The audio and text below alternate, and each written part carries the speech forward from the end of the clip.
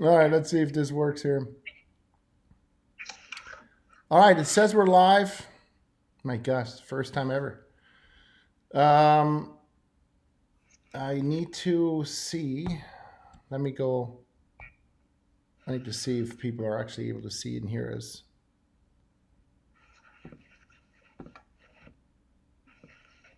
There are quite a few really good feedbacks regarding. Yeah, we're live here. I need to see. Okay, great. All right, perfect. Oh man! All right. Well, thanks, Kyle. Thanks for being here on No problem. Thanks for having me. on Face to Real. Yeah, absolutely, dude. Are you kidding? Our guest here today is Mr. Kyle Woods, um, stunt coordinator. God, all around certified badass. What you know? I mean, I got to meet you a few years ago on Burn Notice, I believe it was, Yeah, absolutely. and Artie Maleshi introduced me to you, and I remember how humble you were. You know what I mean? Like you were so wanting to learn more and more, and you were asking about car stuff, and Yeah. because we were doing a car chase, I think we were doing a pipe ramp at that day or something. But it was Yeah, just it was I just remember that day. But when it comes to interest in learning, that's always been my thing. I always want to learn. I always want to know more. I don't think you can ever know enough. right. You know, Exactly. I think I've had that theory. As soon as you think you know everything, that's when you quit learning. And when you think you know it all is when you actually know nothing. It's pretty much the thought process there. Yeah, you're absolutely right. How did you tell us a little bit about who you are, where you're from, and how did this madness start? Well, my name's Kyle Woods. I'm from South Florida. Got into motorcycle stunts, I'd say. Well, the way I got into the business is basically through motorcycle stunts. I got into that midway through my life, as a teenager, by just being pretty much a grown up, being a lunatic, and surrounding myself with a bunch of other crazy jackasses. And from then riding wheelies, doing tricks, and eventually found out about a competition. And so we said, hey, let's try the competition, and got in the competition. I think it was 11th place or something like that on my first one. And then, that kind of got me hooked on that. And from there, it went more competitions going, on and on and on. Ended up becoming, multiple time national champion, multiple time world champion. And through that industry is what got me into this business. Basically, I was doing a live show and I met Artie. And Artie was like, hey, I need a guy to crash some motorcycles. And I was like, well, hell yeah. Do you pay? He goes, absolutely. And I was like, I'll give it a shot. Let's try. And so he got me in the business. And then, motorcycle stunts is one thing, but he was able to he was a great guy and nice enough to be able to be like, hey, do you want to try the car stunts? Do you want to try multiple time national champion, multiple time world champion? Yep. And through that industry is what got me into. Oh no, hold on. Yeah, I was hearing some feedback. I don't know what's going on. Are we good? Okay, good. Sorry. I'm good now. Yeah, I hear everything good now. Yep. So, anyways, long story short, he already gave me a lot of other opportunities to try other things, not just motorcycle stunts. And early on, he was like, hey, motorcycle stunts are great, but the more things you know how to do, the more you can work. Right. And from there, I took his advice and continued to try to learn as much as possible. Right. And now, was that how many years did you work with Artie? It's hard to say. A lot. I mean, at least with him, pretty much solely, at least 5 or 6. Okay. But that was back in early 2000, right around there. 2000, 2001, 2002. Right. That's when I was first working a lot with him. But geez, I've been doing this in that industry since then. That's a long damn time. I hate to even think of it as that long. Sure. Yeah. Oh, hold on. We have someone that writes they can't see anything. Let's see. We're waiting and I see nothing yet. Okay. Sorry, but I got a little technical issue here. Yeah. Bang it out. Try to refresh. Yeah. Thanks for being a guinea pig here. No problem. No problem at all. That's about the only thing we don't have at the ranch is guinea pigs. It works on my phone. I guess he's doing something wrong. So on mine, I can see you, and in the little picture that would be me, I see you also. I don't see me at all. But not that I care, but maybe that's what they're talking about. I don't know. No, it's still just like your main picture that I made. Okay, so you Okay. you said you don't see you at all. No, I see in the top where it would be seeing me. It's another version of you, but on the bottom it's face the real, and then you, and then my name underneath it. Interesting, because I see you here. What the heck? Okay, shoot. Hmm, let's see.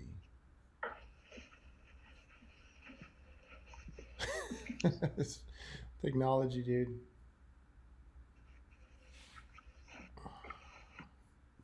You don't see any. You don't see you at all. No, I don't. I mean, I'm not sure if other people see me. If you see me, they might see me. Okay, how about that? Okay, there we go. There we go. There's a different deal. Now I see you and me, and probably your some kind of background on a computer screen. Yeah. Okay. You know what? That's all right. As long as we see you Yeah, for now. we That's love. cool. Um. Okay. All right. So can you do a quick test to go on your YouTube on your phone and see if it's live? Yeah, hang on one second.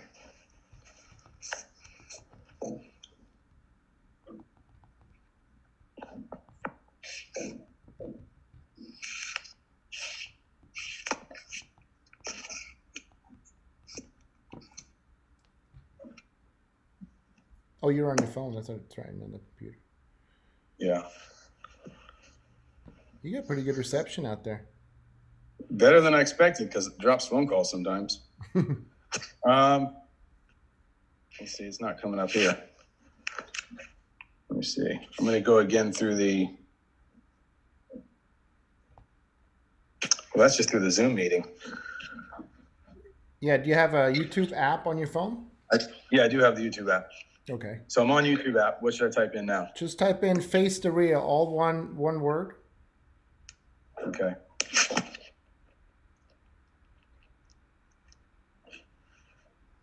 Bing. Yep. Do you see it live? Live preview.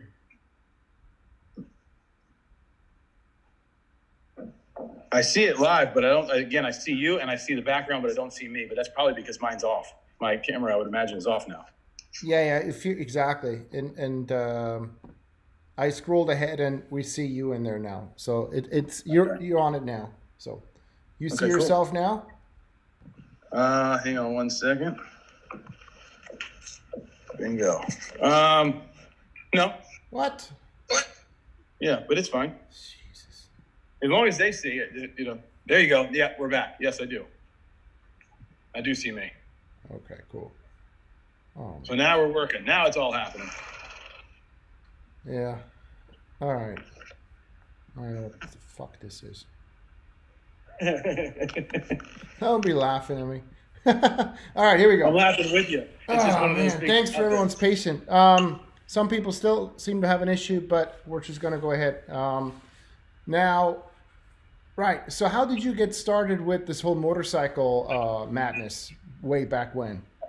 That was basically just me and a bunch of crazy friends. You know, we're into motorcycles, and it was almost like when you're skateboarding type of thing. It was like someone does a trick, someone tries to one up it, and around basically around South Florida, they had a place, a restaurant. I don't even know if it's around anymore, called Fuddruckers.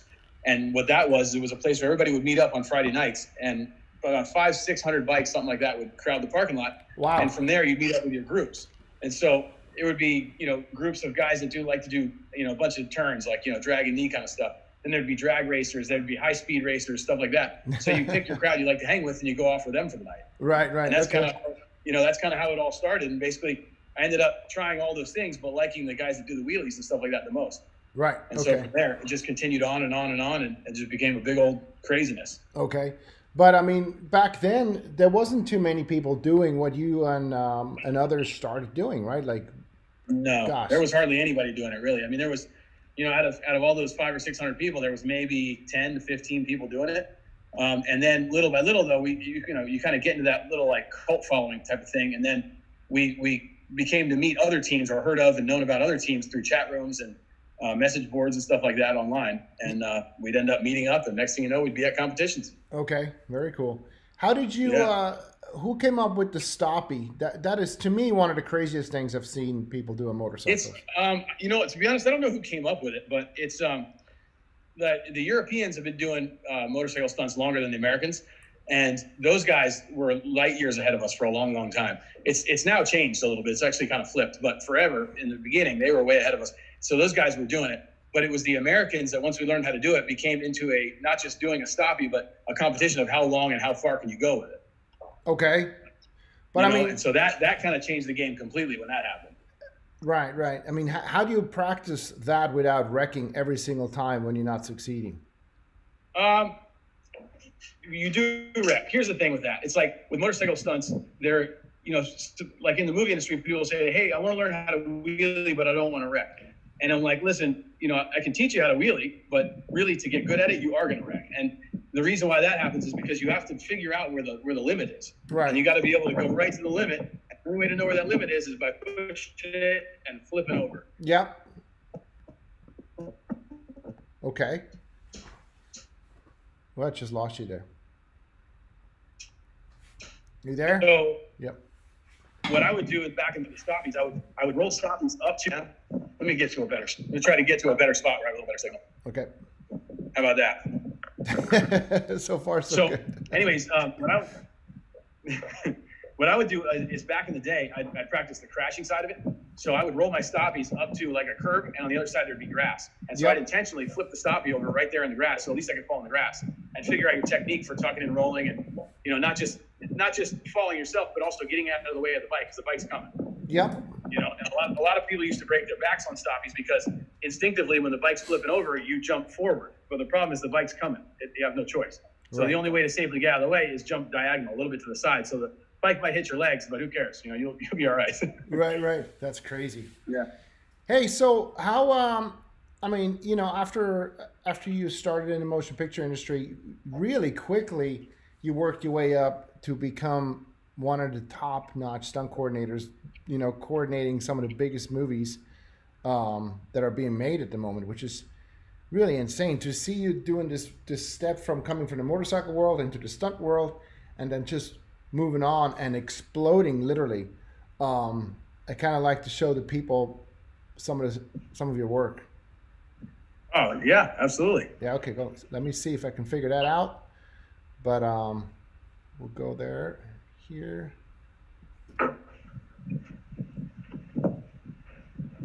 Can you see that? Yep, I see it. Okay, cool. All right, here we go. I think it's a great video.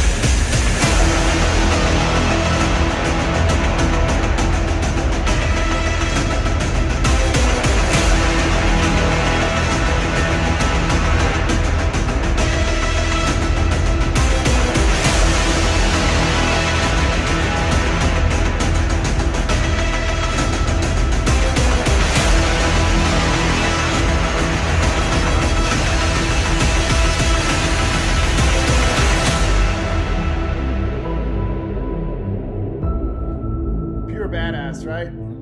Yeah, it's good stuff. I mean, I love watching that because you can relive all those memories. And when I see that stuff, I don't think of what's going on there. I think about what was happening on the day behind the scenes, the level of stress and all the stuff that's going on to make all that happen. Yeah. That's awesome, dude. I can't imagine. Sorry to ask you again. Can you see yourself? No, I can't see myself. Oh, everything else is as it was. Now I can see myself. Yep. There we go. Hey, so we got a couple of guys chiming in already. Christopher Chabrol Yeah, guys, Benjamin Sanchez, so awesome, awesome. I love that people are connecting here because that was really the Nice. push to, give people opportunity to chime in and ask you questions and be a part of it. Yeah. So yeah, guys, don't be shy. Right in. So, well, back to the previous part of our conversation when you were saying, how did I get started? How did I get into being a coordinator? That's not all me by any stretch of means. No one person can do that by themselves. Right. And I was lucky enough to team up with Mike Gunther, who's, in my opinion, one of the best stunt coordinators in the business. Yeah. And I learned so much from that guy and continue to learn from that guy. But not only about stunts and how to do them, but about dealing with the pressure, the stress, the paperwork, all of the coordinating that a lot of people don't ever get to see. Right. I was able to learn a lot from him. And then between the two of us, the beautiful thing is we have almost opposite skill sets. And so when you put them both together, you're unstoppable. Right. Absolutely right. You're absolutely right. Mike is awesome. Every time I got to work with him, he's a really good dude. He's very smart. He has a great vision. So yeah, definitely. You're absolutely right. And no matter how good you are, I mean, even people like Mike, everyone always needs a hand up. Everyone needs 100%. an opportunity. That's what this is all about. No matter how much talent you got, if you don't get the opportunity to shine, what are you going to do? Yeah, exactly. You could be the right man for every situation, but yeah, if someone doesn't give you that opportunity or you don't rise to the occasion, there's so much that goes into it. It's almost like that saying, the right place at the right time, but really the mixture is right place, right time with the right skill set and the right mentality. Right. Exactly. But yeah, everybody, Gunther always has that saying, we all need to pull. No, you just froze. For guys the same role, you can change the world. Right. Absolutely. Can you hear me still? Now I can. Yeah, you froze there for a moment. Okay, sorry. That's okay. I'll try to get myself back into a better spot. Well, you only got like 20 acres available, right? Pick a spot. Yeah, exactly. I'll go wander around somewhere else where I might have better signal. So just so people know where you are in Florida right now on your ranch. Yeah, I'm here at Florida Rescue Ranch. As my wife and I started an animal rescue for big animals, farm animals. Horses, donkeys, pigs, chickens, all the bigger stuff that people don't normally deal with. Yep. And so I'm out here hanging out, doing my daily routine, doing the chores, and just living life. Yeah. Can you see? I just put in your website name here, FloridaRescueRanch.org. Oh yeah, I can see it. Yep, thank you. Cool. Absolutely. Yeah. I encourage people to go and check it out. I think it's an amazing thing you're doing, and it's so foreign too. Again, badass motorcycle rider, right? Becomes stunt guy, stunt coordinator. Now has a rescue ranch together with his wife. I mean, it's funny because everybody, I've always been the kind of guy to never do the same thing too long. For instance, I was skateboarding first competitively. Then I get into motorcycle stunts. From there, I get into the movie industry, and everybody, but the people who know me from the motorcycle world, they come to the ranch now, and they expect to see some big dirt bike track or something crazy going on, or street bike stuff. And I have zero motorcycles here, zero. And I'm like, the closest you can get to riding a motorcycle would be putting handlebars on a saddle, But the other funny part is I didn't grow up with animals. I grew up in normal suburbs and cities, so the street and motorcycle stuff. I understood all that. Had no idea how to deal with live, large animals and horses. No clue on how that all worked, but. Again, back to what we were saying earlier about learning, it's fun to learn new things. It's fun to have to learn new things. Right. And it's super rewarding to be able to change the lives of these animals and see how they are when they first come to the ranch and they're all scared of people and the whole 9 yards. And then months later, when they learn trust, it's amazing and unbelievable. Yeah. Yeah, I can imagine. How did that get started with the animal rescue? Well, we've always been rescuing dogs, but not necessarily as a business. All of our dogs have been animal, rescues. We've always had 4 to 6 dogs pretty much at all times. Okay. So that's that thing. But with the bigger animals, basically my wife and I, on our 10th anniversary, decided to do something together because, when you're in the movie industry, you travel a lot. Your whole life is travel. So you inadvertently start growing apart from each other. Right. And so we decided to do something together. She likes horses. I was like, hey, let's give it a try. And long story short, I'll try to give you the Cliff Notes version. We ended up rescuing 2 horses from what they call a kill shelter or a kill auction, where they auction them off, but if they don't sell for enough money, they basically go for slaughter. Okay. So we rescued 2 horses, had them, and then we had to pay somebody $500 a month each. Sorry, that's a donkey back there. He wants attention. That's awesome. Anyway, so we rescued 2 horses, but now we had to pay somebody $500 a month each, to deal with these things and feed them and keep them. So I basically told my wife, I'm like, hey, listen, find a place that's going to cost us only $1,000 more that has a lot of acreage we can bring our horses to. So she ended up finding the house we're in now, which is 20 acres, beautiful pastures, the whole 9 yards. And the house isn't the expensive part. Come to find out now, we have, after rescuing, we have almost 60 animals here, but anyways, after rescuing all these animals, our feed bill is at least $3,500 a month. So the house is the cheap part. Right. You know what I mean? You need it a weekly just to be able to pay for the feed. That's incredible. Yeah. Wow. Yeah. So guys, if you have any questions for Kyle, feel free to ask. We got a few comments here. Next one was never stop evolving. Yeah, of course. You got to keep yourself sharp. You got to keep learning something new. Or start a new business. If why not? There's so many great opportunities nowadays, and times are changing as we're speaking. Yeah, the thing, life's too short to not go do something. Right. You have to. Change the world if you can, and if you can't, just do something at least you love to do. Life is way too short, and frankly, life sucks. So why not do something fun? It's gonna be hard no matter what. Just try to do something fun. Have a good time with it. I think it's important not to be afraid. That fear. The fear can Yes. go both ways. The fear can be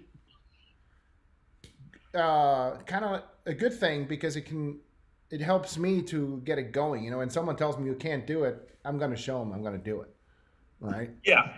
There's a lot of people like even from the motorcycle world, but also the movie world. They're like, "Oh, you're a stunt man." They're like, "You must be fearless." And I'm like, "Actually, no. I'm afraid of a lot of things. Probably the same things you are. The only difference is I don't let fear control me. Exactly. My job is to do dangerous things. I won't freeze up, but I have a healthy fear of that, and I don't want to do half the things we do. But that's your job. You got to do it. Right. Yeah, actually, you're getting to a good spot. Was there a stunt that you can remember that you really were not stoked about doing and you pulled it off anyways? No, not really. But there were some that after the aftermath, especially when I was first starting and didn't know any better, I would never in this situation put somebody in the situation they put me in. And without naming the coordinator or the show, I'll give you the scenario. And basically it was riding a motorcycle, getting shot, basically riding a motorcycle, chasing a 18-wheeler. And I'm getting shot at. And at some point I push the button and there's a propane popper. So basically the motorcycle's supposed to explode. And at that time I lose control, crash the bike right next to the 18-wheeler. Right. Okay. So I'm like, okay, no big deal. So anyways, we go to do the gag. The guy's shooting at me. We're doing 50 miles an hour. I'm next to the thing. I push the button. Boom, the bike blows up, right? And the flame goes, and then I wait for the flame to die down. The flame doesn't die down. And I'm like, okay, well, a second later, it's going to die down. Flame doesn't die down. And I'm not understanding why, because, it's probably only a second or two, but you know how it is. When the adrenaline's going, it seems like an eternity. Right. So I'm at the point now where the flame's in my face. I can't see anything.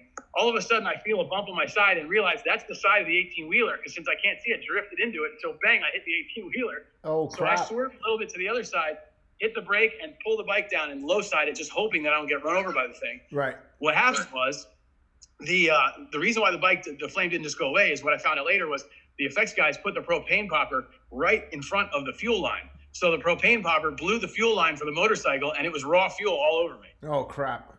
And that was just such a dumb thing. It could have been done so many different ways. Didn't need to be that way, but right. It's one of those where it could have been tragic. It could have been the worst thing ever. Wow. Yeah.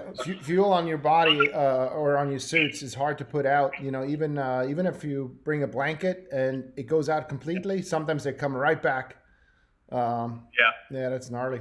Hey, so sorry. I have third-degree burns on my arm and second-degree burns on both legs from a dirt bike crash out in the desert where I got raw fuel all over me, and that was gnarly. And to live that, real life and watching the skin hang off your arms and everything, yeah, raw fuel, it's dangerous. Dude, I've been there. I've been too close. That was 21 years ago. Too close to a naphthalene bomb with a nice big bag of fuel on it. And that thing went off too soon. And same thing. I was wearing a 3-layer Nomex underneath, though, thank God. But I wasn't wearing a mask. And my face. So you got raccoon going and all that. I did have a raccoon going. Yeah, that's right. Yeah, it was second and third degrees. Thankfully, I didn't need any skin grafts. But yeah, it was gnarly, dude. Yeah, that skin grafts happen fast. I was only on fire for probably realistically 5-6 seconds. Yeah. And they ended up having to put pigskin on me after being in the burn unit for 2 weeks, but skin grafts can happen in hardly any time. Right. So someone asks you, Benjamin Sanchez says, how old were you when you first started in the industry? That's a good question. I'm terrible with age and stuff, but about 15.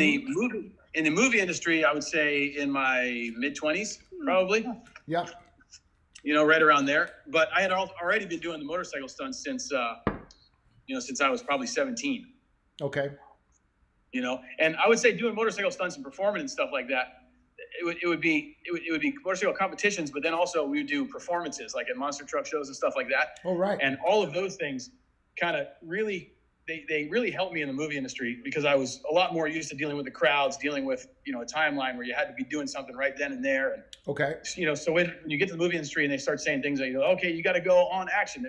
All that stuff was pretty normal to me. None of that freaked me out. Right. And then Max, I'm going to butcher that last name. Call us the best ARMs in the business. Oh, that's my boy Max. Yeah, I know exactly who that is. He has an ARM now, though. He's got a pretty good one from what he says. How do I spell his name? Bajorges? I'd have to look on my phone. I don't know how to spell it either, but he's the man. His last name should be the man. He's a serious spender. I didn't know you build your own ARMs. Well, yeah, we fabric. Okay, so that's another thing. Going back to helping get to where I'm at in the business, actually. So back in the day when I was doing motorcycle stunts, I also owned an auto repair shop. Okay. So we dealt with a lot of mechanical things, a lot of fabrication and stuff like that. And that skill set, I forgot all about it. It kind of went away until later in the movie industry. Then I start seeing stunt rigging, and I'm like, oh, that all makes sense. I'd see guys, doing ratchets and stuff like that, and I'd look at it from afar, not knowing what a ratchet was, but I'd look at it and go, oh yeah, I totally understand all that stuff. It's right up my alley. I can make it happen. And then, back after working with Mike Gunther and all that, he and I got together, and we basically started our own rigging company, or I wouldn't say just rigging company. It's basically, an action production company, which is what it is now. Right. But you start out, you have to get equipment, you have to deal with things. The more equipment you have, the more stuff you can do, and blah, blah, blah. So fast forwarding, yes, we build all of our own equipment, whether it be ratchets, ARMs, the whole 9 yards. Very cool. And we like to do it in a way to where it's, you take what was old, you build that first, and then we all sit around and look at it and go, how can this be better? How can it be safer? Right. And, how can we make this more repeatable? And with ARMs, some people know about ARMs, other people don't. But so I'll give a kind of a layman's version of it. But basically an ARM, for those that don't know, is a plate that's on the ground that when you step on it, it flings you almost as if you jumped off a mini trampoline. The danger part of that is because that thing is basically a giant mousetrap waiting to hurt somebody bad. Yeah. And it's okay if the stuntman knows that that's working, but a lot of times you'll be in a scene where it's not just the stuntman, it's other actors and other people who have no experience being around that, and or you're wearing this big rubber mask and you're on fire and you might trip and fall and hit that thing the wrong way. So all that stuff said, we decided that our biggest fear would be that thing going off at the wrong time. If, say, for instance, the stuntman hit it and then all of a sudden the actor accidentally steps on it. Right. So we were able to do something a little bit better, and we made a lockout switch. So basically, when it's on and armed, it can go off as soon as you put 8 pounds of pressure on a pressure plate. It goes off. Then once it resets, it's done. It will not go off again. So you can step on it, you can run over it, you can do whatever you want, and even though it's charged with air still, it won't fire. That's good. Yeah. So those little things, and also encompassing, the air tanks and everything, and the computer and the whole 9 yards into the unit itself. So there's just one piece. You walk up, set it down. It's heavy enough. You don't need to anchor it, and you can set it down and run. And that awesome. Whole speed of it was all built to be able to deal with the mayhem of a Michael Bay film. Right. Exactly. It's very smart, because I do remember years ago just practicing, and then you try something new, and instead of going forward, I went more straight up. And I just saw myself coming back towards it again, and you're just trying to get away from it, because as soon as you land on that thing, it's going to fire again. It's going to hit you. Right? Absolutely. Absolutely. And there's two things with that. One is every single ARM you hit is different, so you never know what might've been great your last time. It's going to be different for the next ARM you hit. So if you don't get good rehearsal time on it, any of that can happen. But also just getting a little bit lazy with it. Even when I was building them, we'd have to test them. And you hit that thing so many times, I just get lazy and walk up. And next thing you know, just like what you're saying, I go to step on it thinking I'm going forward, and there I am, a gainer. Bam! Land on my stomach on the unit. And I'm like, what a moron. I know better than that, Tell us what it's like to work on a Michael Bay film. It is basically, it'll either break you or make you better. That's the only two things that's going to happen. No doubt. It's the craziest stunts you can do, the biggest stunts you can do, but that's not the hard part. The hard part is hardly any, if any, rehearsals, hardly any, if any, prep, and full speed all the time. So what you have to do, it sounds dangerous, and it is dangerous, but, and I was explaining to you when we were working together recently, but I'll say to everybody else, is we figured out a pattern, because Michael Bay doesn't like to wait for anybody. He has a vision in his head. The guy's a genius, and he wants that vision out, so the cameras can film it. Yep. He doesn't care about your problem, what you have going on. I have a car issue, I have whatever. He doesn't give a shit about that. He's like, you need to get it done right now. So our first rehearsals with him he doesn't like rehearsals. So our first take is technically a rehearsal. So we already know we're going to go a little bit slower than normal. We're going to do our thing. We're going to keep it safe, and then we're going to get screamed at. So take 2 is our first actual take. Okay. Yeah, but it's a great experience to be on a Bay film. You're going to get yelled at. You're going to learn a lot. If you're willing to pay attention, or you can through the chaos, you're going to learn a ton, because that man is a genius. Yeah. I mean, look at his movies. They're doing really well. The action is beyond belief, and it takes a lot of work to make it happen. And yeah, I never worked on it, but you told me many stories, and I just wanted to kind of bring it across for the audience what it's like, because they think sometimes people that don't work in the industry, they think that it's all a lot of fun to work on those giant movies, right? And yeah, it's not always the case, I would say. No, it's not. No. It seems like, and again, you and I were talking about this the other day, but it seems like the smaller movies, the lower budget ones, are the ones that are the most fun. Sorry, I'm trying to get in a good position here. It seems like the lower budget movies you can have a lot more fun on, than the fact that you're not making as much money, in some cases, depending on the budget. But you have a lot more input, and you can do a lot more fun things. But the bigger budget movies, it's more like show up, do your job, and move on with it. Right, exactly. I was going to say, what are some of the plans for the future for you? Well, I mean, in a perfect world, I'd like to just be able to stay here at the ranch and not have to go back to the movie industry. Because again, this is, that's one of those things that at some point there's going to be another change in my life, and you won't be seeing me in any Hollywood situation, But then again, unfortunately, I make a certain amount of money, and I've adjusted my lifestyle now to that amount of money, so I have no choice.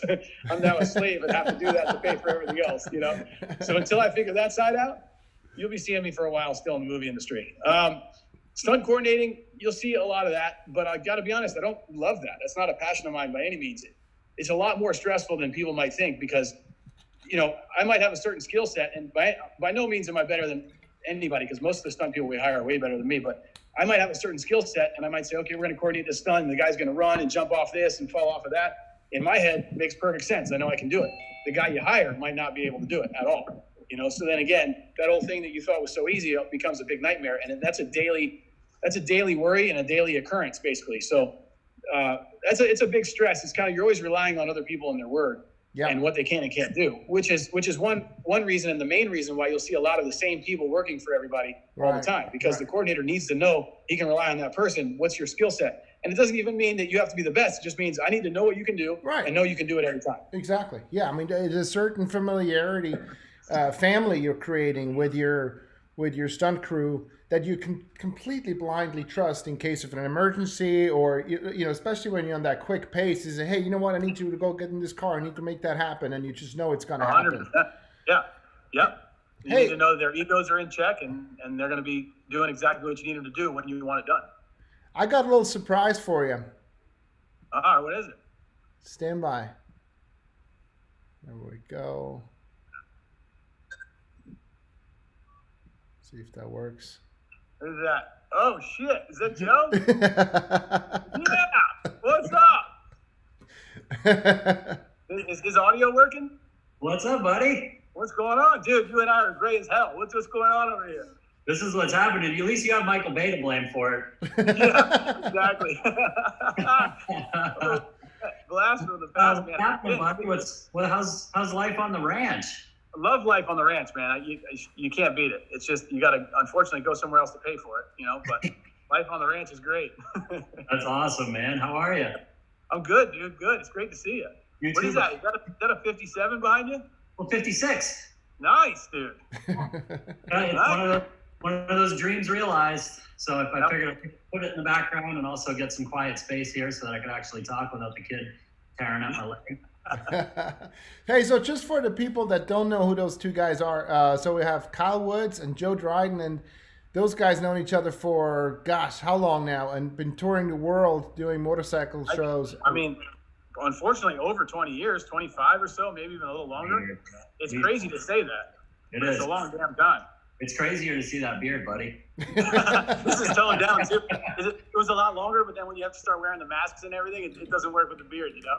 I had to trim mine down. I had the same with quarantine beard, man. It started to get out of control.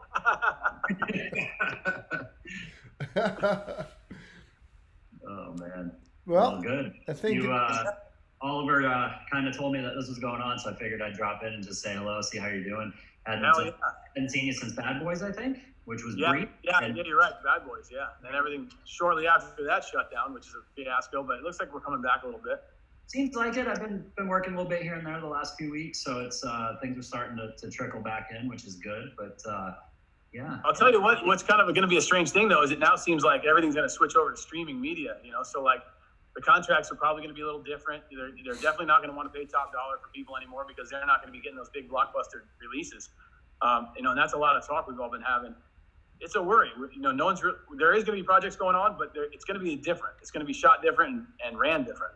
Yeah, I think that everybody's going to have to evolve a little bit with the industry. You know, it kind of is what it is at this point. But I see some of the streaming services have gotten big enough, like Netflix and even Amazon. They're pumping some cash into their projects and they're putting out some pretty good stuff. And they seem to have at least addressed their residual structure a little bit. So, you know, hopefully it still works out, you know, but it kind of is what it is, right? I mean, people want content, but we'll just have to kind of do what we can do, you know? Yeah. Because that's the thing. I mean, we, you know, like I was saying a second ago, we've, well, at least I have for sure adjusted my lifestyle to the amount of money I was making, you know, so you got to be real careful. And if the money's going to drop down, then we're going to have to eat some of these horses.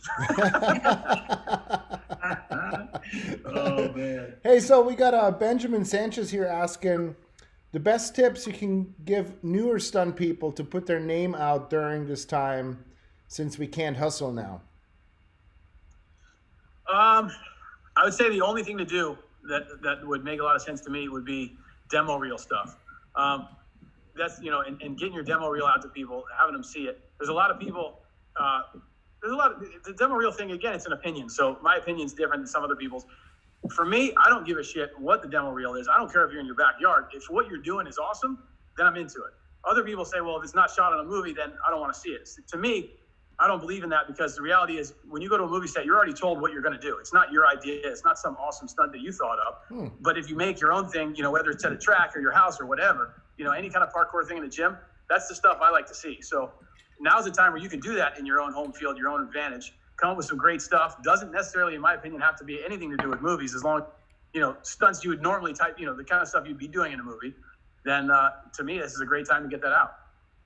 I agree with that. I think that also too, just it's so easy to shoot content in this day and age, and so many different platforms to put it out there. And you know, just especially for the newer guys starting, not everybody has the luxury of being able to go home through 80 projects and take the best of the best and put it all in there. If you're just getting started and you're just getting going, you need to take the tools that you have and use them. I gotta agree with that. It's just go out and shoot stuff, shoot content. You know? And I was, I'm going to go find a place I can set the phone instead of holding it. That was a horrible misjudgment on my behalf. But get our phone. But you know, when I was first starting in the business, I was always like nervous about the demo reel because everybody, at least I was around, was like, "Oh man, gotta be something you already shot." I'm like, "Well, dude, I've only done 3 things. You know what you want me to do? Like slow mo and maybe get you 8 seconds of footage." You know. I have a real demo reel. I kind of do, but it's not really a very good one. It's not very updated. But it's I don't know, man. That's just me being self-conscious about everything. Though I don't want anybody. I mean, remember back in the day when you and I were making videos? I mean, it got to the point where when we were editing stuff, you'd be at the editing table putting it all together and cutting it up, but you'd be doing it for a month. So to you, it's old footage. You're like, "Oh, I'm going to take that out. It's old."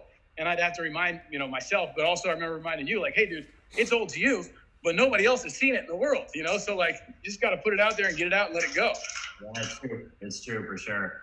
But yeah, I say it's going to be strange with how tight sets are right now. And especially working the last few months here and there. I've been really fortunate with that, but it's they're pretty airtight. They're not letting people in there. So No, yeah, they're serious about it. We yeah, change. We got shut down for 3 days on the last project we were doing. We out of 150 people, our crew, 50 of them turned out testing positive.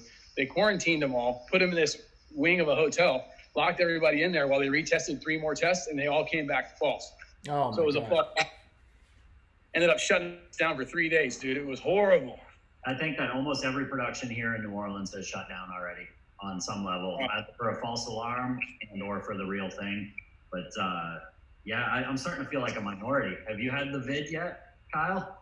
No, I haven't. No, that's what I'm saying. I feel like now I get to set and everybody says that they've had it, or I had it, or I got it, or I did this, and I don't think I've had it yet, but I feel like I'm starting to become a minority for not having had it. Do you guys? I don't see myself anymore. Do you guys see me here? We see you. I see it. And your horse back there. Which one? Who's that? Yeah, this one is Mustang. He's actually a wild Mustang. Nice. Yeah, I don't see me at all. Let me see what I did here. Let me try to flip this thing. Okay, boom. I see me there. Yeah, I'm back. Okay. Yeah. I got the cables and cords holding it up. There are chickens in the background, all that stuff. I love it. Love every minute of it. But the Dan Mast and Guru, they got COVID, and they were saying basically like they didn't even know they had it. They tested positive. He's like, Dan says he was at the gym doing his thing. He's like, I have no clue, but so like, I guess it's hard to say, like, what, did you really have it, or was it a false test? Like, no one really seems to know.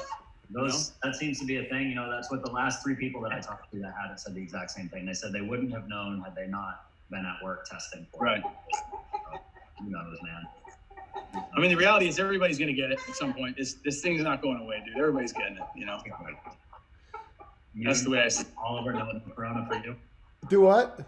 No coronavirus for you? No, not at all. I think I had something like that in February. I was, just feeling like I had the flu for a couple of weeks. But I mean, you just power through it. You know what I mean? Like, you just take your vitamins, take your tea, and you'll be fine, Yeah. Yeah, I mean, obviously, like they always say, it's going to get, the people who get it the worst have underlying issues. And it is what it is, but I mean, in my family, I got 2 people with underlying issues. So I don't mind me getting it, but I wouldn't want to pass it to somebody else and end up killing your family member. That would really make me mad. Right. Yeah, it's hard. We've got a few at risk in our family as well. And that's a hard thing to do, man. You got to kind of juggle and figure out that risk, come back to work, and, hopefully just be as careful as you can. And hopefully you're not spreading it around. But it's a little extra scary to think that you can be walking around with 0 symptoms. Yeah. It sounded like they were saying it's all pretty obvious if you have it, right? Well, here's what I've been wondering, and I haven't asked anybody about this, but what do you guys think? So they talk about the asymptomatic people that have it and don't know that they have any symptoms. And then on the other hand, you talk about the people who get sick and then you have it and they say within 2 weeks, it's run its course and it's gone, it's out of there. So my question is, the people who are asymptomatic, do they continuously carry the symptoms the whole time, or is it only for 2 weeks and they don't even know it and then they're back to normal again? Yeah, I don't know. Nobody really knows. I guess that's a problem with it, right? Is that it's so new. Nobody knows what's going on, and everybody's going to be affected differently. It's just like the flu, right? Where everybody reacts to it a little differently, man. Some people get it real bad. Some people don't get it too bad. Some people never get it at all. Yeah, that's true. I guess a lot of people die from the flu, but we don't even talk about that anymore. Or even back then, you rarely talked about it. No, not really. It was pretty normal, right? It just becomes part of life. Right. I just heard Fauci say a couple of weeks ago that asymptomatic people are never and have never been the reason for a pandemic. I mean, they're not the spreaders of a pandemic.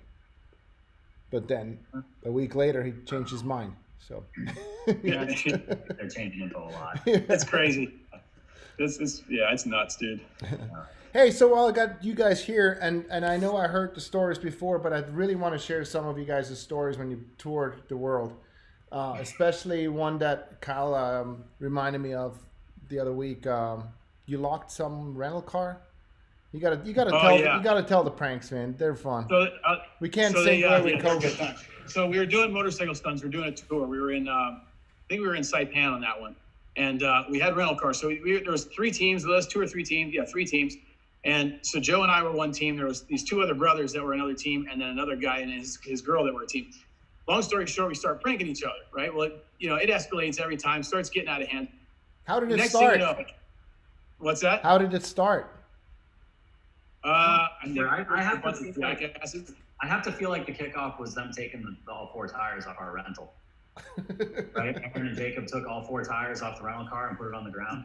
That's what turned it big, but it was already starting to go on. I think a little bit before. Remember the airplane? It started on the airplane when one of the brothers fell asleep, and the other brother was writing on his face. Going all over his face. He wrote wrote all over his face in Sharpie. Wrote like "I am gay" on his forehead, and so he wakes up, doesn't know it. He's walking down the aisles of the airplane, and everybody's looking at him laughing. He's like, "What's so funny? What's the problem? I don't understand." Oh, dude! Then all of a sudden he goes into the bathroom, sees himself, and he's like, "What the fuck?" And the whole everybody on the plane is laughing their ass off. It was so funny. It was bright. It kicked off pretty much right from the beginning. But yeah, just like Kyle said, it starts to escalate. But I do think the one that did start was that we're heading out. I think we're going to a meeting maybe or dinner with the promoter, I think is what it was. Right. He's out of our hotel and they go flying by laughing, and we look over and our car is on the ground with no tires on it. Yes, they took our tires off. They took our tires off and then set our tires, set the car on the tires, right? So that's what we see. And I'm like, that's pretty funny. No big deal. Whatever. I'll just get a jack. Well, we go in the car, there's no jack. And I'm like, it's even funnier. They went up, one upped it. And then so we borrow a jack from somebody, jack it up, go to put the tires on. And I'm like, where are the lug nuts? Gone. No lug nuts. And I was like, all right, these freaking guys, they put some thought into this. I'm like, now it's on. That's crazy. Yeah. Just the back and forth, and then just the level of sneakiness just to get things. I mean, I think, what did we do? We got the housekeeper to let us into their room to get the rental car keys, I think. The door lock prank, for me, that'll go down as probably one of the all-time funniest things ever to happen. So that deal was basically, like you were saying, we got the keys through getting a key from the maid or whoever it was. So you acquired the keys, Joe. I remember that. You handed them to me, but then you went back to keep them busy. So Joe was the one keeping them preoccupied and busy, so I could go do my thing in the parking garage. But the plan was, I go, this is going back to my auto repair ability, right? So I go back to the parking garage with limited tools, but basically on a normal 4-door car with power windows and power locks, if you take the switch out of the driver's door and unplug it, none of the windows are going to work, no matter what you do. Okay. So we did that. Then you in the back, I turned the child locks on so the doors wouldn't they could only open from the outside.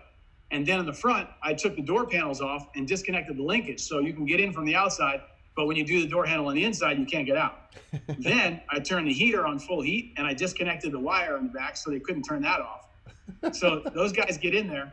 And, so the next day, this is the best part about it, though, is the next day we had a big meeting with the promoter and a few other sponsors and stuff like that, and everybody had to be there. It was a big deal, right? So time came around. We're like, okay, later. We leave. We go to the meeting, and we're sitting there, and all the other people are sitting there, and they were like, where's Aaron and Jacob? And Joe and I knew exactly what was going on, but we didn't say anything. We're just like, I don't know, man. And then, we start little by little adding fuel to the fire because the promoter's pissed. He's like, this is bullshit. I'm like, yeah, this is bullshit. They should be here. They're out screwing around, having a good time, right? And so this whole thing went on. And about an hour into it, they come in pissed as hell, red-faced, the whole 9 yards, and they're like, you fucking locked us in the car, blah, blah, blah, blah, blah. But the funniest part is how they got out. So picture 2 tattooed white guys, right? They're in the car. And, let me explain the way that they told the story to us. So they get in the car. As soon as they close the door, they're like, oh, freaking Woods and Joe got us, because they know, the door panels were still loose. So they're like, oh, these guys got us, right? So they're driving, going to meet us. And, something's happening here with my recording. Can you guys still hear me? Yeah. Okay. So I'm gonna visual. I see it in the corner here. You see me? Okay. All right. So I'll keep talking. I'm gonna go plug my phone in while we're doing this. But anyway, so they get in the car, close the doors, and they realize, oh my God, something's wrong. They got us somehow. So so then they're driving, and it's them two, and then I believe they have a passenger, maybe 2 passengers, but definitely one. And they're driving. Well, one of the brothers farts. And he was like, oh, dude, roll the window down. So freaking goes to roll the window down. Nothing. Can't roll the window down. And then he said panic ensued. When he tried to roll the window down, it didn't go. And then all of a sudden he was like, well, I need to get out. So he stops, opens the door won't open. And he goes, for the first time in my life, he goes, I totally felt trapped and helpless. He's like, I lost it. So those 2 guys are driving around now. Now picture 2 tattooed white guys and at least one other person in the car driving around in a different country And picture this, they're driving up the people, knocking on the window and waving them to the car, going like, come on, come on, come on, come on. That is the weirdest thing you could ever think of somebody doing. And it took a long time. And eventually, finally, somebody was like, okay, I'll open it up. And it was some nice old lady. I can't even believe they got out of there. I can't believe they got out and then they come cruising in the parking lot holding the doors open. They had to drive from where they were with the doors open and just wedging them open to get in there. It was amazing. And then the best is for the whole week they had to do that. So they had to keep those things like that because we never put it back.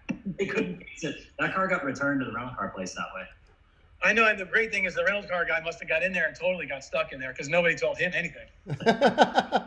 Was that the same trip where you guys went on a motocross track with the rental car? That was the first thing that happened. I've never seen a more excited Kyle Woods in my life. But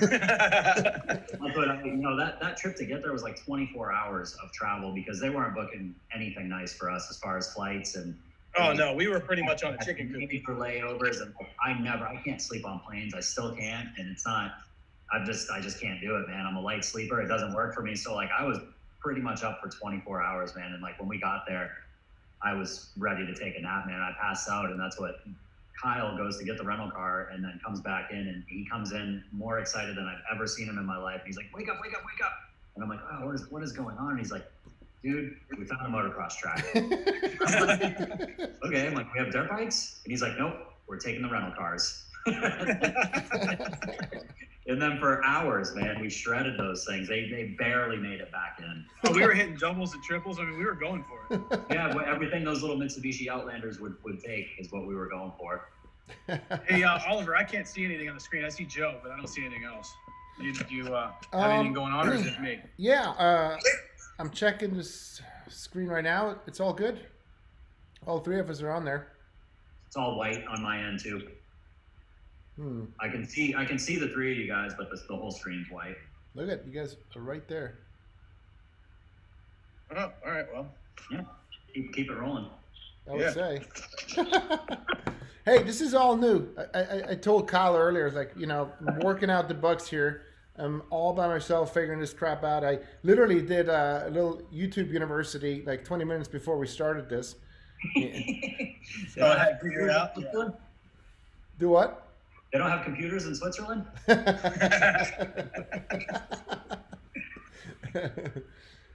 trying to see how to see myself here. The reason why I was asking about the pranks was because Kyle was standing in the barn and I heard that chicken. It's like, I remember that one. I don't know if I would. on Doom, remember you were doing a rehearsal with us, Kyle, for that that movie. On that movie, I ended up getting the keys to Jeff Groff's hotel room, and we had a long night shoot, and a couple of stunt girls got the night off and an address to go get a couple of chickens. So they went into a chicken farm. I got a couple of chickens, put them in a little carry-on suitcase, and walked it through the lobby, walked it upstairs, and threw feed all over his room and released the two chickens. So they were in his room all night, shitting all over the place. That is awesome. He was so mad. Like I don't know. Like you're either into that stuff and you have fun with it and you roll with the punches, or you're not into it. He was so mad. He was so mad. That's really funny, man. That's a good segue for me. I was talking to somebody about you recently, Kyle, and I was just chatting about this business and like my path and how things have gone and how they've worked, and like you're responsible in one way or another for almost every contact that I have, including Oliver. That Doom thing was through you, because I think Oliver didn't have anybody else, or he wasn't sure, but he found you first and you brought me in, and just an amazing opportunity for me, and along with many others. So just wanted you to know, while I have a second, not to take it off the pranks and make it heavy, but I appreciate it, man. It's been... Well, thank you very much. I appreciate hearing that. Thank you. Yeah, one way or another, most of my contacts have come from you, so it's not really... that circles back to what we were saying earlier before you got on, was that he asked how I got here. Well, I didn't get here alone. I got here through Mike Gunther, and it's the right time, the right people, and the right opportunities. But you also have to have the right skill set. And for sure, without your skill set and any of your abilities, again, I can get you the job, but I can't keep it for you. And you've been keeping the job, which is right. That's top notch. It's been good, man. It's been really good. But yeah, that Chicago trip was, it was funny. I remember when that thing was wrapping up. It was like we ended up being there for almost 4 months. And I just when that thing was wrapping up, man, everybody was like, "Yeah, I'm ready to go home. I'm ready to go home." And I was like, "Man, I'm not ready to go home." Yeah, you guys are having a good time. Yeah. Hey, Oliver, is that where you had Artie do that cannon? Yeah. You almost killed him. What are you doing? So here's a funny story. Partially my fault for sure. 100%. And then I've never in my life felt bad or as because he had me put him in the car, and it started as kind of a joke, and it was like there were plenty of young guys there that could have pulled the trigger on that thing. Yeah. But it started as a joke, and Oliver was like, "What, are you scared?" And he was like, "I'm not scared." And I was like, "I don't know. It kind of sounds like you're scared." And he's like, "I'm in." And then it was kind of funny and it was lighthearted. But then as I'm putting him in the car and I'm getting his belts on and stuff, he hands me his watch. And then he's like, "Hey," he's like, "you have Barbara's phone number, right?" And I'm like, "Yeah." And he's like, "Hey, look, if anything happens, just make sure you call her first." And at that moment, I was like, "Oh, I'm a piece of shit." Yeah. Yeah, that guy, he has no reason to try to prove anything to anybody. He's done so much big shit long before we were even born. Dude. Not at all, but he nailed it, and it was epic. For sure. Yeah, he killed it, for sure. But when I saw the video of it, I was like, what the fuck are you doing, Artie? You don't need to be doing that. It was funny. Like, I owed him so much because he's been so good to me, right, on burn notice and so on. So, so I felt, I want to give him a big, nice gag. And so I called him, but I knew exactly what he's going to say. I either called him or texted him. I was like, "Hey, do you want to do a cannon or are you too old already?" And I knew he's going to say... you started right there. And I knew he's going to say, "Fuck you." And he did, So, so he shows up, right? And he shows up with his car bag, which... probably was sitting in a barn for like 15 years or so. Oh, right? guaranteed. And the belts were super old and probably not certified anymore. The helmet is like, "Artie, here's my stuff. Here's a Hans." You had a donut. You know what I mean? Like, yeah. It's like you can pull it off, but why would you if you have the technology, right? And so, dude, we strapped him in there good, and he did great. And Joe, was that the same night we pipe ramped? Yeah, all those happened. Troy and my pipe ramp that night. It was two pipe ramps, you and Troy. Right. And then there was supposed to be the Sidewinder, right? Yeah, or there was the Sidewinder got cut off after Chris's pipe ramp. That's right. And then the cannon, and I think it all stacked up in the same week. I think like all back to back to back. I think so. I think we did 2 pipe ramps, and then I think we did Artie's cannon, and then Chris Nielsen's pipe ramp. And then everybody got real scared after Chris's pipe ramp. I thought we did the 2 pipe ramps and then the cannon that night in one night. And then I just remember what the story's about. Then got wrapped at 6 or 7 o'clock in the morning, and then we all went back to the hotel, and we all went to Artie's room, and we all had a beer, and it made him feel good, like it made him feel good to pull off a really cool gag. We had a very successful big night. With with 3 turnovers, which is a lot. I mean, we were literally running and gunning all night long. Oh yeah, that's a lot of action on the night for sure. Yeah. I don't know if he felt that way when it first happened, man. When I got to the car, all I heard was, "That one hurt." That was it. Yeah. Oh yeah. Yeah. It was a big one, man. Oh, that show was such a thing, man. And I part of me is sad that Kyle didn't make it, but also part of me is grateful just because I ended up sliding into your spot. And then that's good. Yeah, really good. We brought Tony Carbajal out, and I was going to be in. It ended up being good. But what a time that was, man. 4 months, just about it. Yeah, that's cool. That's what it's all about, though. Those are the good times. Yeah, for sure. Tony's another jewel. Joe and I were talking about him the other day, and so crazy talented, obviously, right? But his personality, I tell you what, at first, we were really needing another Kyler, another Joe, right? And Joe was just saying, he's like, call Tony, this guy, he's really good, And I called him, and very rarely, as you guys know, is when you as a coordinator get to call someone for work, usually you get excitement on the other line, right? And so in this case, it was like, well, I'm just leaving New Jersey now. Just did a show here. I said, well, do you want to come and work on this movie and do this and that? And he says, well, does it pay anything? Yeah. And He's from the live show world, though. That's a whole, that's a different mentality. yeah, It was so funny. I had to talk to him for like 45 minutes on the phone about how much money he was going to make, what it was going to be like. Like you're not paying for expenses, you're not paying for food, none of this. He was really like, I don't know, like I'm not sure. And I was like, dude, you got to do it, man.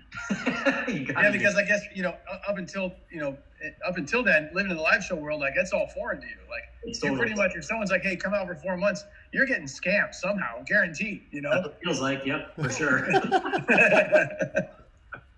Oh man, well, good. Well, hey, I'm going to let you guys get back to it. All right. Watch, but I just wanted to drop in and say, hey, it's good to see you, Kyle.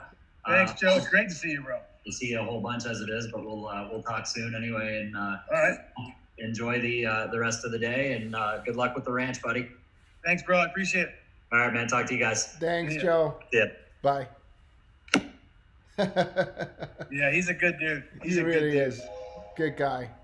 The pranks. I remember when he was talking. I just remembered about another one we did to the guys. It wasn't as elaborate as locking them into the car. That was a good time. But a nice quick one, which is funny as hell. The way it played out is we broke back into the brother's room, and we took one of those. We bought one of those mini shop vacs. The shop vacs like you use. We bought a mini one, filled it with baby powder, took the hose off of it because I don't know if you know how they work, but one side sucks in, the other side blows out. Right. So we took that thing, put it behind his desk, and then put a timer on. One of those like Christmas light, timers that you get at the grocery store. Brilliant. Set that thing for 3 a.m. and just put it there, left, and went to sleep. And the brothers were telling me basically they're like, we were in there sleeping doing our thing, and we hear this crazy noise in the middle of the night. And he goes, I wake up, I smell the smell, I don't know what the hell it is. He got to flip on the light switch, and all of a sudden everything is just white. All I can see is white. He goes, I thought it was blind. That is a great idea. Awesome. Oh my gosh, I'm totally gonna steal that. Yeah, that's a good quick one. It's so good. It works so nice. Unbelievable. Yeah. Well, anything we left out maybe that you can think of? No, I mean, I don't know. There's so many things, so many stories, and we can go on and on and on forever. But I mean, unless people have a real question or whatever, or even if, they want to write something in or whatever, get back to me later. We'll do it again and answer some questions. Yeah, absolutely. No, I think we had a good start here. Sorry about all the bumps in the beginning, but yeah, no, it's great to work it out for sure. It was perfect. Yeah, and we haven't had too many viewers yet, but we're still really young here, and we're just trying to help people out, getting in touch with others, and instead of give them opportunities to meet and greet coordinators, and that's cool. Maybe get a little bit of life wisdom too. Yeah.